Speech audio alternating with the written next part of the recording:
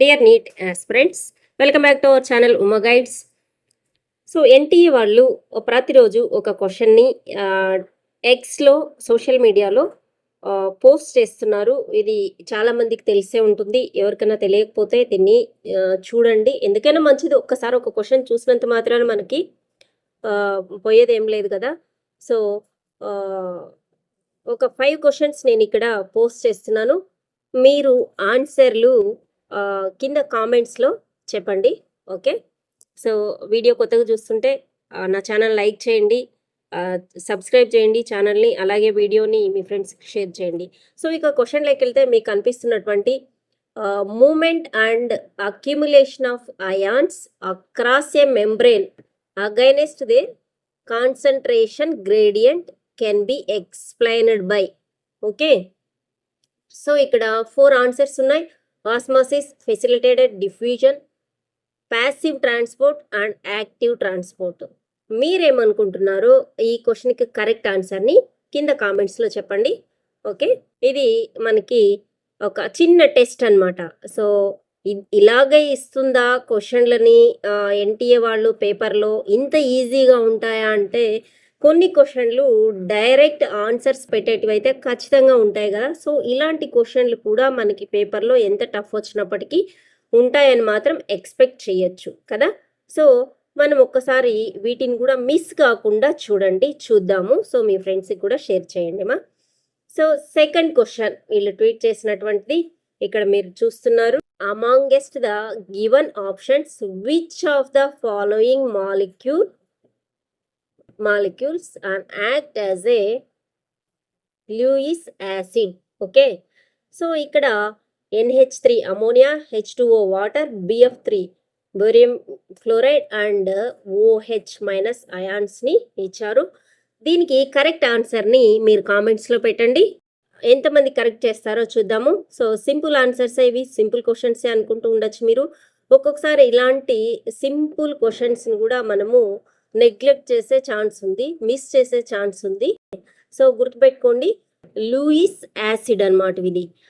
ఇట్లా ఏదైనా పదాలు మనకి స్ట్రెస్ చేసి వచ్చినప్పుడు దీన్ని మనము అండర్లైన్ చేసుకొని క్వశ్చన్ మీరి చదువుకోండి నీట్ మెయిన్ ఎగ్జామ్లో కూడా. Okay.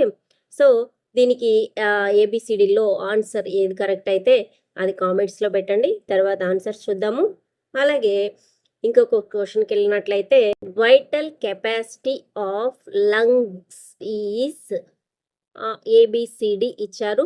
IRV plus ERV, IRV plus ERV plus TV plus RV, IRV plus ERV plus TV minus RV, IRV plus ERV plus TV.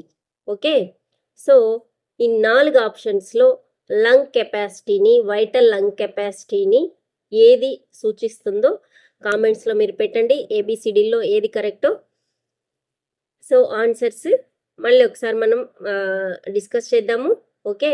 ఇది థర్డ్ క్వశ్చను బయాలజీ, జువాలజీ నుంచి వచ్చింది, ఒకటి chemistry నుంచి చూసాం మనము. ఓకే. సో ఫస్ట్ పెట్టినటువంటి question botany, chemistry, ఇది zoology చూస్తున్నాం అనమాట. ఓకే.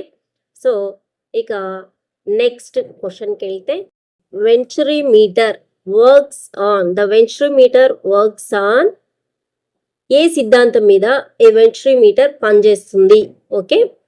సో ఇక్కడ 4 ఆన్సర్స్ ఇచ్చారు. ఏ ప్రిన్సిపల్ అనేది Huygens principle, Bernoulli's principle, principle of the parallel axis, principle of perpendicular axis. Okay. So దేనిపైన ఇది పనిచేస్తుంది వెంచురీమీటర్ అనేది?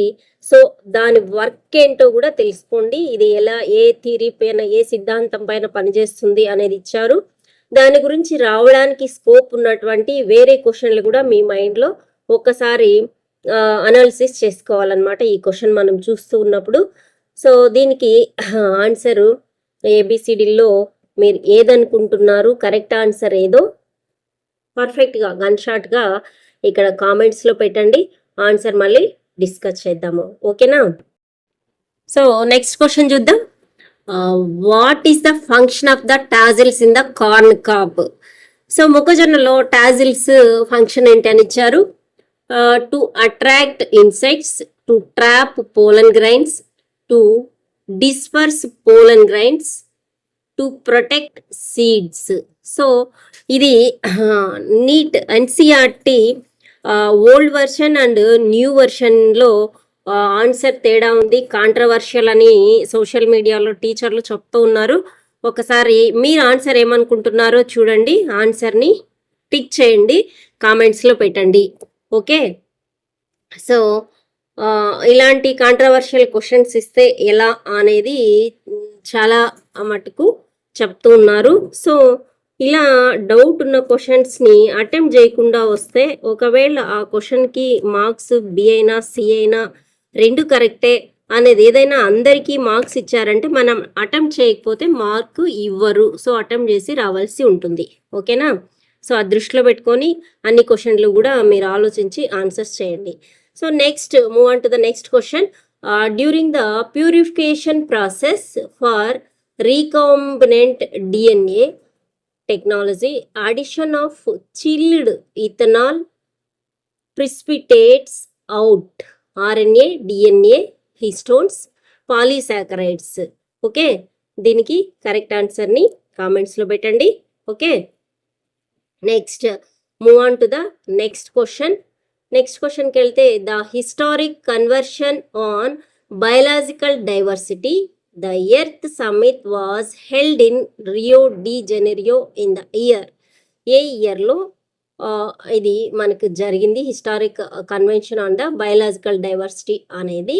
ద ఎర్త్ సమ్మిట్ జరిగినటువంటి ఇయర్ని అడిగాడు. దీని ఇంట్రడక్షన్లో ఉంటుంది మీ టెక్స్ట్ బుక్లో ఇవి.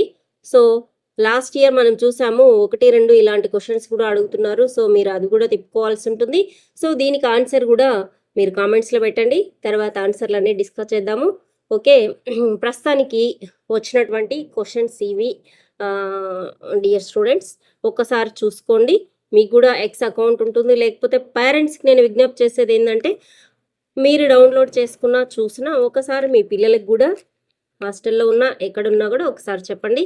Thank you for watching. So ఇలాంటి మంచి వీడియోస్ కోసం, ఎడ్యుకేషనల్ వీడియోస్ కోసం నా ఛానల్ని తప్పకుండా వాచ్ చేయండి. అలాగే సబ్స్క్రైబ్ చేసుకోండి, మీకు బెల్ ఐకాన్ ప్రెస్ చేయండి, నోటిఫికేషన్ వస్తుంది. Thank you for watching. All the best.